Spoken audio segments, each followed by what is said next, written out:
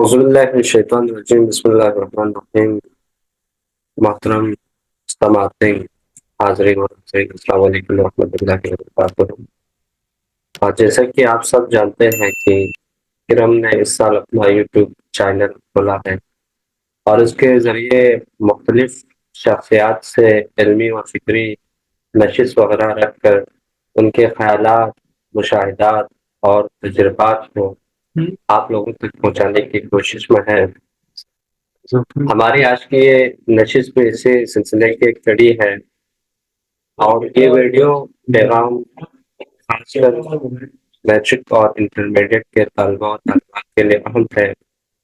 इस वीडियो में आपको पाकिस्तान के मकबूल तालीमी इदारे Lahore university of management and science में दाखिले के हवाले से आगाह फरमाएंगे। पूर्व का सपूत होनहार तालिब इल्म जनाब बुरहान साहब शरीक महफिल है। हम आपके मशकूर व ममनून हैं कि आपने अपने कीमती वक्त में से वक्त निकाला और हमें ज्वाइन किया। तो बुरहान साहब, सबसे पहले आप अपना मुख्तसरन तारुफ पेश करें और साथ ही साथ इब्तिदाई तालीम से लेकर यूनिवर्सिटी तक के जो तालीमी सफ़र है इसके हवाले से भी हमारे अ, सामीन को, क़ारीन को और नाज़रीन को बताएं। औज़ुबिल्लाहिमिनश्शैतानिर्रजीम बिस्मिल्लाहिर्रहमानिर्रहीम। सबसे पहले मैं अल्लाह ताला का लाख लाख शुक्र अदा करता हूँ कि बंदे को इतनी इज़्ज़त बख्शी कि मैं आज अपने अवाम से या अपने लोगों से, आप सब से, किरम के नौजवानों से मुखातिब होने का मौका दिया। अपने वालिदैन का शुक्रिया अदा करता हूँ और अपने तमाम दोस्त अहबाब, रिश्तेदारों का, अपने मेंटोर्स का शुक्रिया अदा करता हूँ। उनकी मेहनत की बदौलत आज यहाँ पे मुझे मौका मिला, चांस मिला। और उसके बाद असलम भाई, आपका, किरम के नौजवानों का मैं शुक्रिया अदा करता हूँ कि उन्होंने इस चीज़ को ज़रूरी समझा कि मैंने जो स्ट्रगल की है यहाँ तक आने के लिए, वो अपने स्टूडेंट्स के साथ पूरे के, ख़ासकर कम्युनिटी, अपनी कम्युनिटी को गिव बैक करने का आप लोगों ने हमें चांस दिया। तो जैसा कि आप सबको मालूम है, मेरा नाम मोहम्मद बुरहान है। मेरे वालिद साहब का नाम शुक्र अली है। बेसिकली मैं मोहल्ला फरोल से ताल्लुक़ रखता हूँ, लेकिन 2005 के सैलाब के बाद हम शिफ्ट हुए थे मोहल्ला आस्ताना में और मैं वहीं पे रहता हूँ अब। प्राइमरी स्कूल मैंने पहले कटरुडस से भी हासिल की थी 2-3 साल। फिर उसके बाद इस्लामिया पब्लिक स्कूल कोरू से मैंने अपनी 7वीं तक पढ़ी है। फिर 2018 में मैं खपल की तरफ गया था, पब्लिक स्कूल एंड कॉलेज में, खपल पब्लिक स्कूल एंड कॉलेज में, जहाँ से मैंने अपनी मैट्रिक की पढ़ाई हासिल की थी, प्री मैट्रिक तक। फिर 2021 से 2023 तक मैंने government boys degree college Skardu से अपनी एफएससी प्री इंजीनियरिंग मुकम्मल की। उसी दौरान मुझे लम्स का पता चला था कि एक दोस्त ने सेंड किया था कि लम्स में दाखिला आया हुआ है एनओपी के थ्रू। तो तकरीबन 2022 में मैंने अप्लाई किया था। फिर उसके बाद 2000 इसी तरह चलता हुआ। समर्स में एनओपी सेशन के बाद फिर जब हम सेकेंड ईयर में थे एफएससी प्री इंजीनियरिंग के, उस टाइम पे मेरा यहाँ पे एडमिशन मुकम्मल हुआ था। और अभी अल्हम्दुलिल्लाह से अगस्त में हमने यहाँ पे स्टार्ट की है। और तकरीबन मेरा दूसरा सेमेस्टर 1-2 दिनों के बाद ख़त्म होने वाला है। अभी हमारे फाइनल एग्ज़ाम्स चल रहे हैं। तो अभी यहाँ पे लम्स में मेरा जो डिपार्टमेंट है वो पॉलिटिक्स एंड इकोनॉमिक्स है, जो 4 साल की एक डिग्री है। और अल्हम्दुलिल्लाह से अभी दूसरा सेमेस्टर हमारा ख़त्म होने वाला है। जी असलम भाई। जी, बहुत शुक्रिया बुरहान भाई, आपके इस तालीमी सफ़र को सुनकर हमें बहुत अच्छा लगा और हमें आप जैसे नौजवान की बाहुंदर की कौम को ज़रूरत है और हमारी उम्मीदें वाबस्ता हैं। और हम दुआगो भी हैं कि अल्लाह ताला आपको जो है अपनी फील्ड में, अपने मैदान में जो है मज़ीद कामयाबी अता करे और इससे कौम और मुल्क की खिदमत करने अब की सादत भी हासिल होने दें। अच्छा बुरहान भाई, तो बिला तमहीद वक्त ज़ाय किए बगैर मैं आपसे गुज़ारिश करूँगा कि आप जो है इस एडमिशन के हवाले से आगे अपनी गुफ्तगू को जारी रखें। चलिए जी, बहुत शुक्रिया। तो इसको हम स्टार्ट कर लेते हैं एडमिशन के हवाले से। तो बेसिकली लम्स के बारे में बताऊँ तो लम्स लाहौर लाहौर में मौजूद है। जिस तरह नाम से ही है, Lahore university of management science. Basically ये एक बिज़नेस स्कूल है, यानी बिज़नेस की पढ़ाई में ये टॉप पे है। और पाकिस्तान खासकर दुनिया की एक बहुत अच्छी यूनिवर्सिटीज़ में इसका शुमार होता है। और मुख्तलिफ एक्सचेंज प्रोग्राम मुख्तलिफ यूनिवर्सिटीज़ में दुनिया के, और जैसे स्कर्दू में भी होता है, इसके बलूचिस्तान यूनिवर्सिटी के साथ इसके एक्सचेंज प्रोग्राम होते हैं। तो लम्स के बारे में जानते हैं बहुत सारे लोग हमारे। तो आज का जो सेशन है लम्स के एडमिशन के हवाले से, इसमें मेरी कोशिश होगी कि जिस तरह मैंने इस एडमिशन के प्रोसेस को फॉलो किया था, जिस हिसाब से मैंने लोगों से मदद ली थी, आज मैं वो अपनी कम्युनिटी को, अपने अवाम को या अपने स्टूडेंट्स को जो आने वाले हैं, जो चाहते हैं कि किसी अच्छी यूनिवर्सिटीज़ में उनका दाखिला हो, मैं चाहूँगा कि मैं जो प्रोसेस फॉलो किया है, जो मैंने समझा है, जिस तरह मैं यहाँ तक पहुँचा हूँ, वो मैं अपने स्टूडेंट्स को बताऊँ, ताकि वो भी इस चीज़ को, इस अमल को फॉलो करते हुए यहाँ तक पहुँचे और उनको कोई मसला ना हो। तो पहले भी मैंने बताया कि आप लोगों का मैं शुक्रगुज़ार हूँ। तो स्टार्ट करते हैं एडमिशन के हवाले से। तो लम्स में एडमिशन के हवाले से अगर मैं बताऊँ, लम्स के बारे में थोड़ा-सा अगर मैं बताऊँ तो लम्स के 5 स्कूल्स के बारे में बताऊँ, बेसिकली लम्स में ये होता है कि ये डिपार्टमेंट्स होते हैं, मुख्तलिफ डिपार्टमेंट, जैसे मैंने बताया कि बिज़नेस स्कूल में टॉप पे है, तो इस तरह के और 4-5 स्कूल है जिसको हम आमतौर पर स्कूल के नाम से जाना जाता है। यानी बिज़नेस स्कूल, एक साइंस एंड इंजीनियरिंग का स्कूल है, एक सोशल साइंस का जिसको ह्यूमैनिटीज़ एंड सोशल साइंस कहा जाता है, एजुकेशन का एक डिपार्टमेंट है और लॉ का। ये 4-5 जिसे हम स्कूल के नाम से जानते हैं, ये लम्स में है, डिपार्टमेंट्स एक तरह से। तो बेसिक जो चीज़ आती है लम्स में एडमिशन की, वो एलिजिबिलिटी का आता है कि कौन स्टूडेंट है, कौन से ऐसी चीज़ें होनी चाहिए स्टूडेंट्स के पास जो जिस बेस पे वो एलिजिबल हो एडमिशन के लिए लम्स में। तो 2 चीज़ें ही आती है, जब आपकी मैट्रिक में 80% मार्क्स हो, 80% से ज़्यादा, और फर्स्ट ईयर में आपके 70% से ज़्यादा मार्क्स हो। तो ये 2 चीज़ें होती हैं बेसिकली, बेसिक ज़रूरत जो होती है ना एक, वो ये दोनों चीज़ें हैं। और ये इतनी ज़्यादा बड़ी बात भी नहीं है, क्योंकि आमतौर पर अभी इस ज़माने में 70 मोस्ट स्टूडेंट्स को आते हैं। और जो एक चीज़ है कमी की, 80 हमारे स्टूडेंट्स में कमी है इस चीज़ की, 80% कम नहीं आते।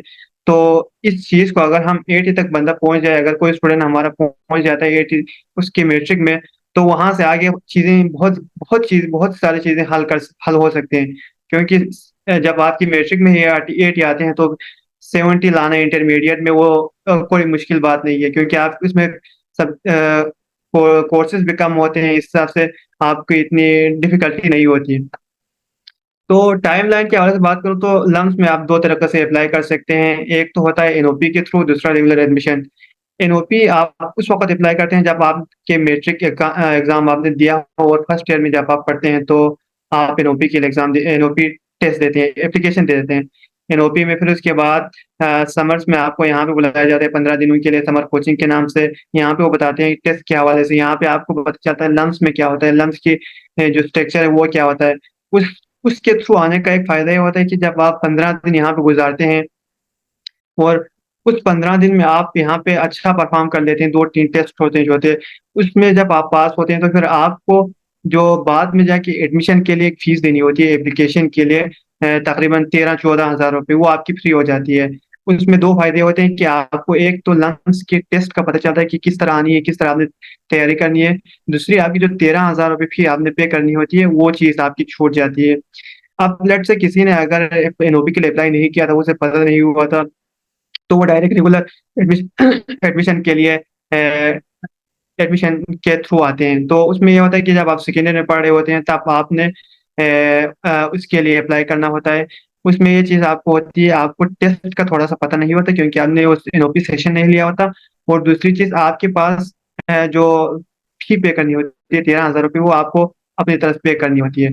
तो और थोड़ा-सा एनओपी के बारे में बताऊँ तो एक पूरे पाकिस्तान में या वर्ल्ड लेवल पे कह सकते हैं, ये एक बहुत बड़ी एक स्कॉलरशिप जो सिस्टम है, उसमें से एक पहले दूसरे नंबर पे आता है, क्योंकि ये बहुत सारे स्टूडेंट को, जिस तरह मैंने स्टेट्स दिखाए हुए हैं, बहुत सारे स्टूडेंट्स को जो अपनी फ़ी अफ़ोर्ड नहीं कर सकते, लम्स में अच्छी तालीम हासिल करना चाहते हैं, लेकिन फाइनेंशियल सिस्टम उनको अलाउ नहीं करता, तो ऐसे स्टूडेंट्स के लिए ख़ासकर, अगर और मैं पूरी की बात करूँ, तो अगर कोई भी बच्चा टेस्ट में पास होता है, एडमिशन टेस्ट में, तो उसको एनओपी मिलेगी ही मिलेगी, उनको स्कॉलरशिप ना मिलने का कोई सवाल ही नहीं। क्योंकि हमारे ख़ासकर पूर्व में ऐसे कोई वालिदैन नहीं है जो अपनी स्टूडेंट्स की इतनी ज़्यादा फ़ीस पे कर सके।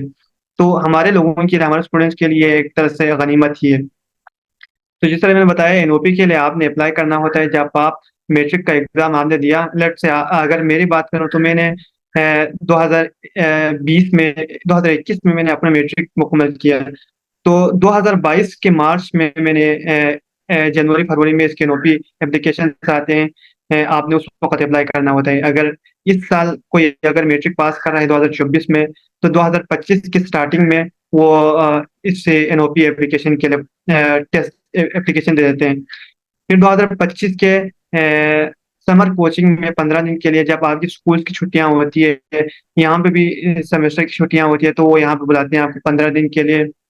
उस 15 दिन में आपके आने जाने का खर्चा खुद होता है। बाकी यहाँ पे खाना पीना रहने सबका, सबकी फी वो यहाँ पे खुद पे करते हैं, कोई आपके खर्चा नहीं होता। फिर आप यहाँ से गए, 15 दिन रहने के बाद आपको टेस्ट का पता चला, आपको लंग्स का पता चला, आपके यहाँ के सोसाइटी का माहौल का पता चला। फिर आप वापस जाते हैं, आपकी एग्जाम्स होते हैं first year second, first year के। फिर उसी नवंबर में, 2025 के अक्टूबर नवंबर से लेकर जनवरी तक आपके टेस्ट रजिस्ट्रेशन होती है। जब आपने एनओपी के लिए आए हैं, एनओपी के लिए जो आए हैं उनके लिए वो फीस पे करनी नहीं होती। अगर जो बंदा एनओपी के लिए नहीं आया स्टूडेंट, अब वो अपनी जर्नी को, एडमिशन जर्नी को स्टार्ट करना है, तो उसने अक्टूबर नवंबर में टेस्ट के लिए रजिस्टर करना होता है।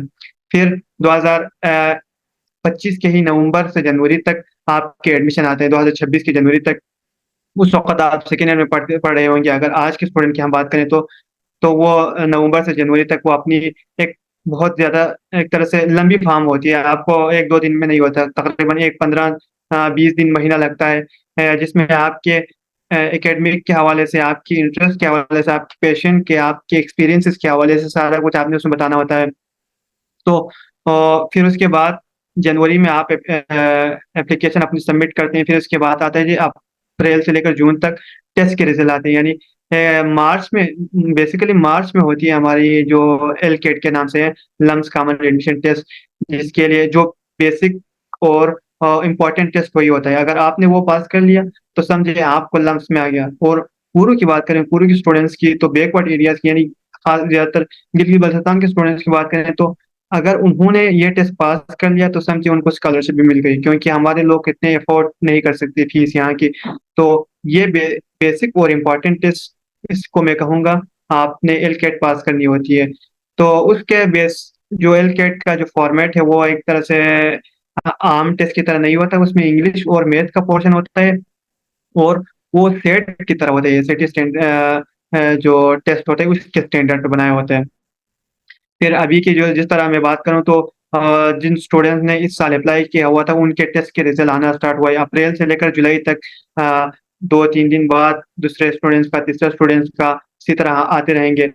अगर आज की हमारे स्टूडेंट्स, पूर्व के स्टूडेंट्स की बात करूं तो जिस साल मैंने अप्लाई किया था उस साल सिर्फ मैंने अप्लाई किया था और मेरा हुआ था अल्हम्दुलिल्लाह से। अभी मैं उसके बाद की बात करूं तो अभी इस साल हमारे 3 स्टूडेंट्स ने, आई थिंक जितना मुझे पता चला है, 3 स्टूडेंट्स ने हमारे टेस्ट दिया था, एडमिशन के लिए एलकेट दिया था। उसमें से एक स्टूडेंट्स का हमारा एक्सेप्टेंस आया है, तो समझे आप उसका एडमिशन हुआ है यहाँ पे, स्कॉलरशिप भी इंशाल्लाह मिल जाएगी उसको।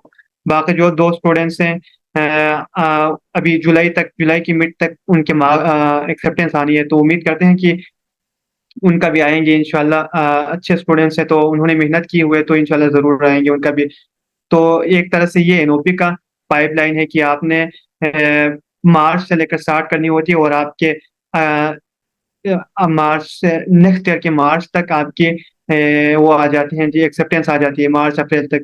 फिर उसके बाद आपने, जब एक्सेप्टेंस आती है तो उसके बाद ज्यादातर जो चीजें होती है इसमें, आपके फाइनेंशियल एक फॉर्म भरते हैं आप, फाइनेंशियल एड फॉर्म, जिसमें आप अपनी इनकम के बारे में बताते हैं, अपने पूरे घर के, फैमिली के, कि कितनी एक्सपेंडिचर है, कितनी इनकम है आपकी, कितने एसेट्स हैं आपके, बैंक अकाउंट कितने हैं उनके। एक तरह से देखें तो आपकी पूरी फाइनेंशियल सिस्टम को वो चेक कर लेते हैं कि ये बंदा डिजर्विंग है या नहीं। ये, और मैंने पहले भी बताया कि अगर पूरा का कोई स्टूडेंट अगर इसमें पास कर लेता है टेस्ट, तो उसको स्कॉलरशिप मिलनी ही मिलनी है। तो ये एक तरह से एनओपी पाइपलाइन है। अगर इस साल की बात करें तो 2025 के मार्च से स्टार्ट होगा। इसी तरह फिर जनवरी फरवरी मार्च में नेक्स्ट ईयर के अप्रैल जुलाई जुलाई तक एडमिशन के डिसीजंस आएंगे। और 2025 के सितंबर में उनकी क्लास स्टार्ट होगी, जो स्टूडेंट्स जिन्होंने पिछले साल अप्लाई किया था। अगर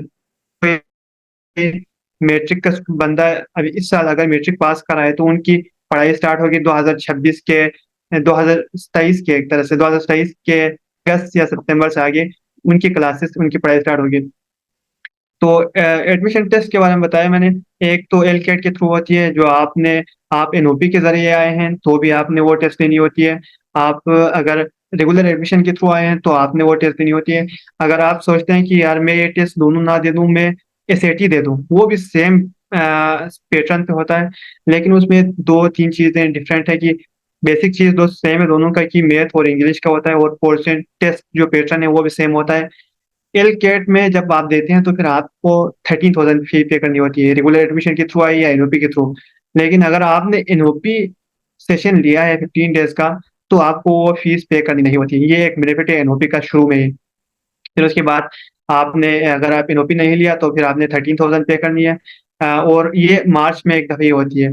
इस सेटिंग की बात करूँ तो आप ये टेस्ट भी दे सकते हैं, लेकिन उसकी फी थोड़ी महंगी होती है। तकरीबन 30,000 से 35,000 ये डॉलर के हिसाब से होता है, और डॉलर की रेट के हिसाब से ये फीस आपने पे करनी होती है। लेकिन 30 से ज्यादा ही होती है। तो एक तरह से हमारा स्टूडेंट अफोर्ड नहीं कर सकते, लेकिन इसका एक फायदा ये है कि आप साल में इसके 3-4 टेस्ट होते हैं।